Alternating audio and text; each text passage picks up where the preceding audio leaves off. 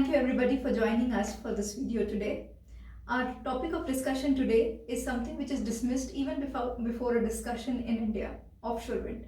When we mention the topic offshore wind in the industry, we get two responses. One set of stakeholders rolls their eyes up and says what is the objective of exploring this technology, which is quite expensive. The second set of stakeholders talk about how frustrating it is because it is moving so slow. We are excited to launch a report which we have done with Quartz, a leading Nordic consulting company, titled Breaking the Catch-22 of Offshore Wind Industry in India.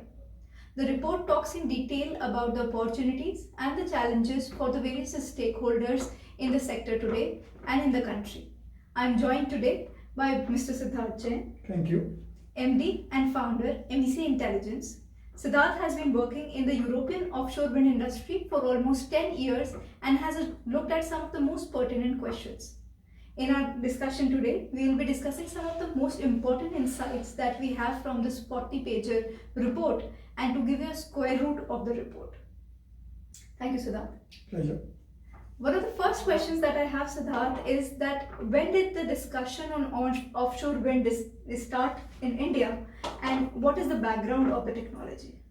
So offshore wind in India, if I remember, started in 2013 when the government of Kerala wanted to set up some wind parks, but they were facing issues with regard to developing land to set up those farms. So they decided to move some of these plants and considered setting them up in the seas off the coast of Kerala.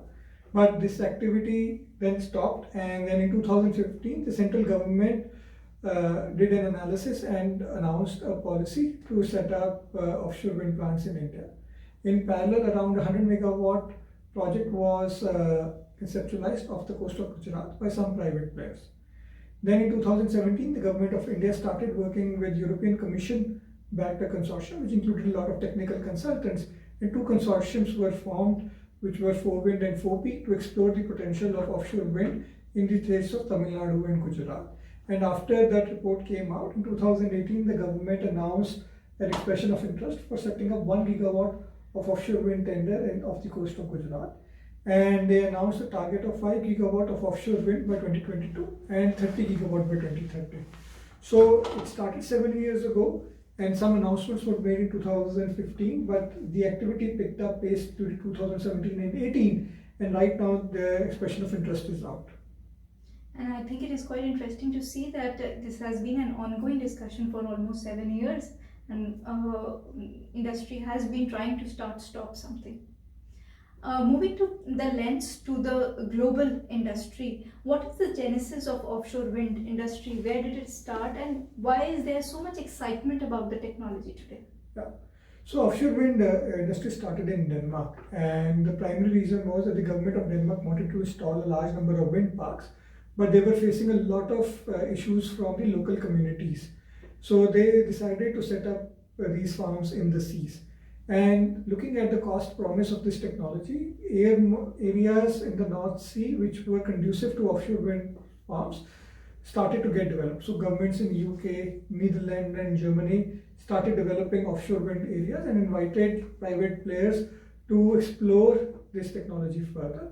And over a period of time, the activity in these seas have increased, the supply chain has scaled up, and now it is almost happening at serial production. And like any other renewable technology, the costs have come down significantly, and this has become a big inflection point which is causing a lot of excitement. So Anand, you would be really excited to know that the recent bid in 2019, there was no subsidy that was required by offshore wind plants, and in Indian rupee terms the price of the bid was around 3.8 kilowatt per unit. And this is quite low looking at the logistical challenges that are there in setting up offshore wind. 3.8 rupees per unit is something that doesn't ring a bell in the mind of Indian offshore wind, and it's quite interesting to hear that this is the price point. If I talk about Indian offshore wind, where is the potential and how much is actually the potential out there? So India has a huge coastline, and if you take any yardstick, the amount of potential in India would always be big.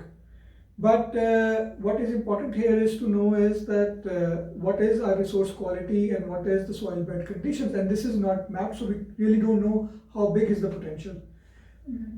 Analysis that has been done in two states of Gujarat and Tamil Nadu, the preliminary estimates are that there is 160 gigawatt of potential in these two states, and nearly 70 gigawatt of land has been, or area has been earmarked for developing offshore wind parks, out of which 1.7 gigawatt of area has been earmarked for active resource mapping, and for 300 megawatt the mapping has been completed.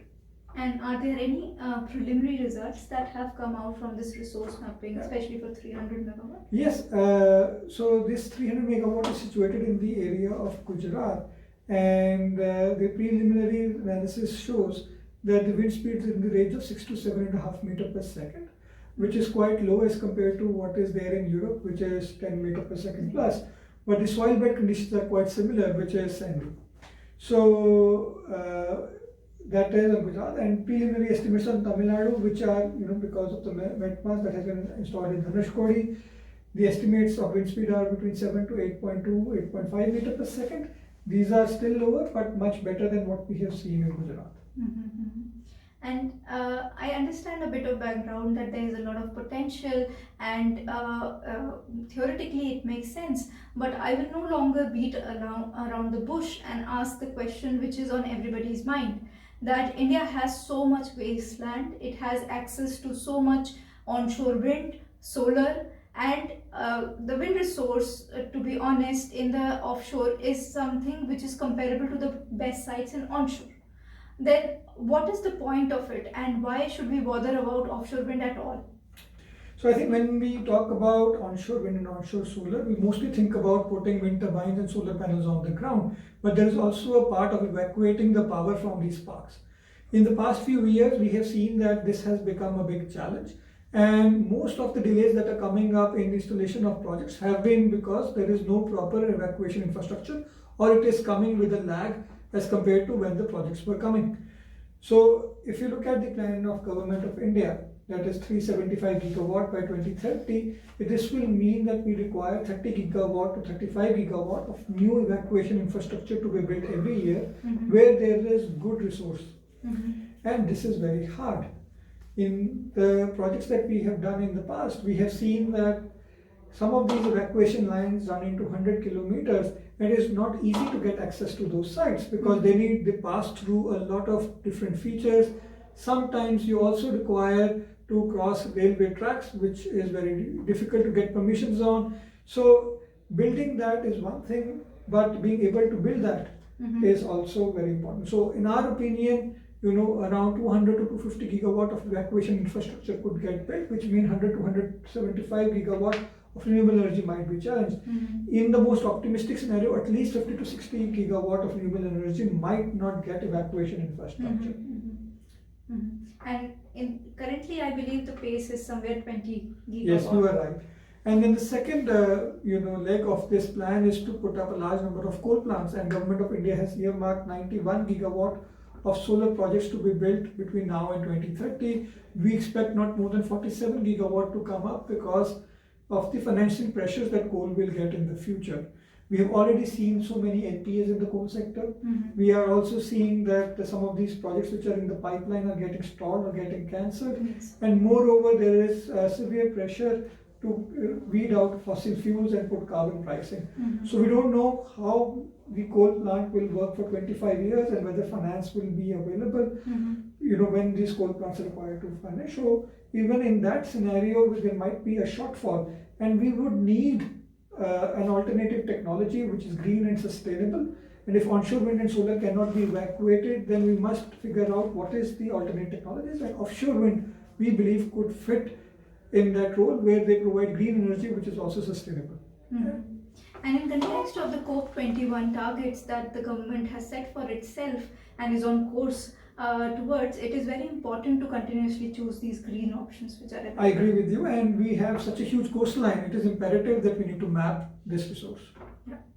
But if I change the lens a bit towards the cost, and it is India that we are talking about. We are a very, very price sensitive country. We have seen bids at 2.9 getting cancelled. In that scenario, I believe some of the initial costing comes at 7 to 9 rupees per unit for offshore wind. Is it true? And if yes, in this context, where will offshore wind fit in? Sonim, you're right that the preliminary estimates, even that have come up in the government analysis, is coming around in the range of 7 to 9 rupees. But whenever we ask a question that something is expensive, we need to understand what are we comparing against and what is our benchmark. If you compare it with price of wind and solar 10 years ago, then no, it is not that expensive. We have seen prices as much as 15 rupees per unit for onshore wind and solar not a long time back. And if we look at the prices in the future, where the prices of coal are going up and we have a huge pipeline of coal which is planned, then I don't think it will be as expensive, because looking at the cost curve of offshore wind that has been seen in Europe, looking at how renewable energy costs decline with supply chain and serial production, the cost of offshore wind will also come down. And if offshore wind can come to a cost level where it can be a competitor to new coal, and which is based on domestic coal, which is at probably at a distance of 500 kilometer from the mine, then I think it is not that expensive. And it gets very interesting, and the view changes quite a lot when we put this dimension of time, whether we compare it to the historical prices that renewables had or the future price that coal can offer. And it is very important to anchor this message in the mind of all the stakeholders, including the government, that the competition offshore wind has is against coal and not wind and solar. Yes, that's the point. Apart from the pricing considerations and the demand consideration, is there any other challenge that you feel that can hinder the uptake of offshore wind in India? So, Swarnim, I think we've talked about the resource and how the resource is lower, which can lead to a little bit higher prices, and that needs to be solved by innovation. Apart from that, I think if you look at the expression of interest, although a lot of details are not available so far, but at least what we have seen is that the approval process is very opaque in the EOI that has been issued. There are 20 plus agencies which need to provide approval, and there is no clarity as to what sort of in principle approvals have been taken already, and what are the subsequent responsibilities of the developer, and in what timeline those approvals need to be given by the authorities. We have seen so many projects in the past which have stalled at various approval levels, and this uncertainty on approvals can affect not only the timelines but also the cost of offshore wind project in India, and it is imperative that this clarity needs to come. The second point I think where problem can come is that almost all offshore wind industry globally has been built on back of local supply chain. And in India, if the local supply chain has to be developed, then the HSE practices both in Europe and India need to be aligned. Right now, our HSE practices are very forward-looking, but unfortunately, they are not implemented on the ground. And if they are implemented, then the cost becomes significantly higher. Either the government has to account for those higher HSE practices or need to rationalize the requirements depending upon how much the local industry can be leveraged. So what I understand is that you're saying there are two more traps. That one, the government process is a post box. You can put the application in, but you don't know when is it coming back. Yes. And the second is that the drivers or the engines of offshore wind industry is the European industry, which is quite different in the HSC practices as compared to India. Yes. I think we have discussed in a lot of detail what has happened in the past, where we are right now. Siddharth, I would like your perspective on what is the path forward from here of the development, and also what is your suggestion that a prospective participant should be thinking about when he thinks about offshore wind in India? There are two parts to this question. One is on the forward-looking pathway, and the second is what should the players think about. I think I'll take both these questions one by one.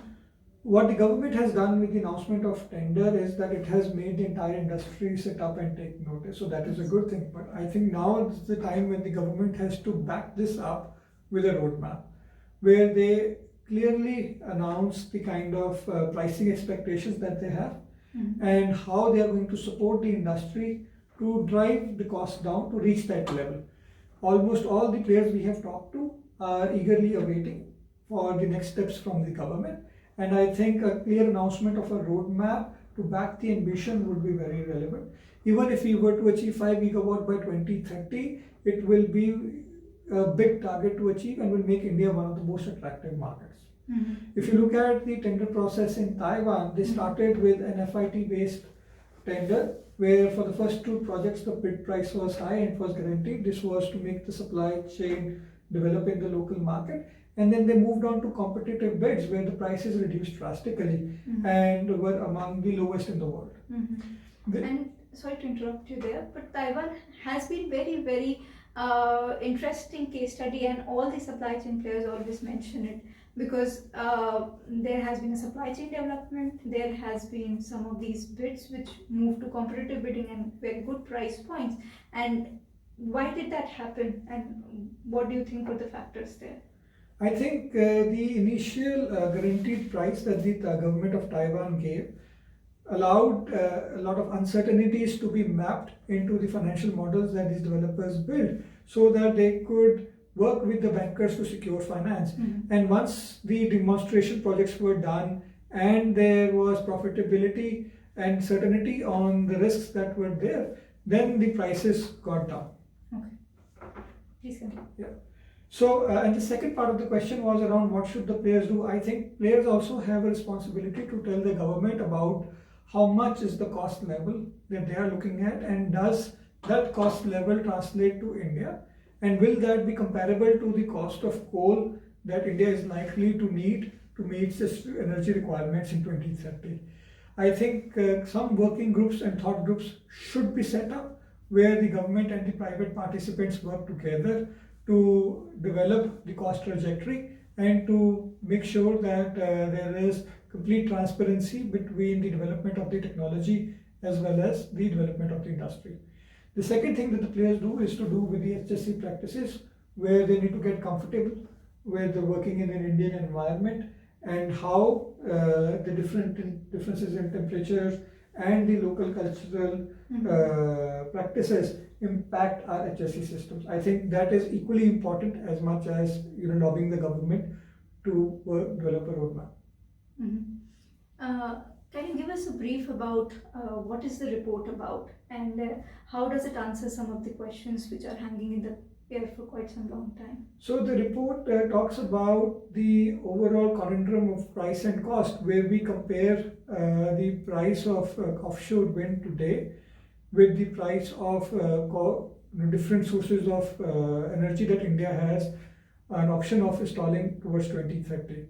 And after that, we talk about the entire EOI and what are the different approval processes that have been set up, what are the agencies that are involved in this, and what are some of the ways these agencies need to be reached out to be able to get those approvals.